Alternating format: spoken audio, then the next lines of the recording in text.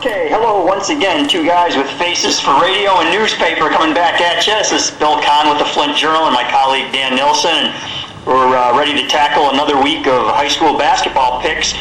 It's getting late in the season, a lot of things up in the air, some league championships to be decided, people beginning to think about the district tournaments that lie ahead and some great matchups there, and another thing that people start to think about are, postseason honors and that type of thing.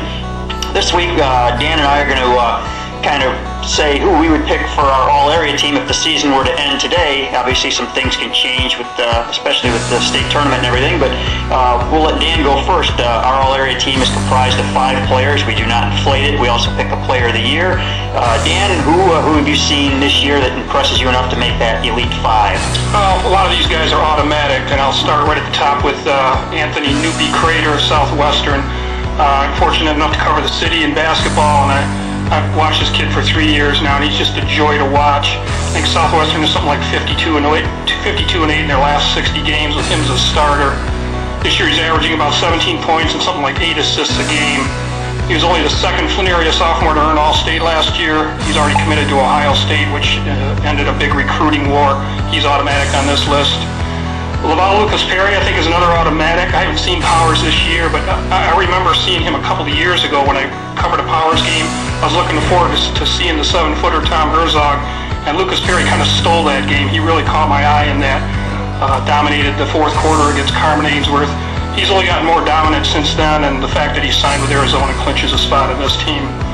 I also really like Damon Franklin, the senior at Northwestern. He's a treat to watch also. Last week against Central, he really took over that game. He was unstoppable. He leads the city in scoring at 18 a game. He was the city scoring champ last year. He's wiry, 6'5" and 175, but he's so fast and aggressive, he's hard to stop. When he takes it to the hoop, he's got these long, incredibly long strides that launch him to the basket before anyone else leaves the floor. I put him on that team.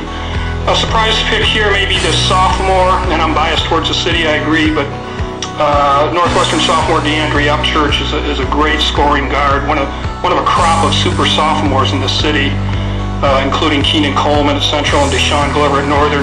This kid stands out, though. He's got a better supporting cast around him at Northwestern, and his team's doing better than Central and Northern, but that's also because of him. Strong guard who can shoot and drive and pass. He's averaging 16 a game. I like him on this team right now. My last pick, because Southwestern, I think, is the best team in our area, Tyrone Ward has really helped make that happen.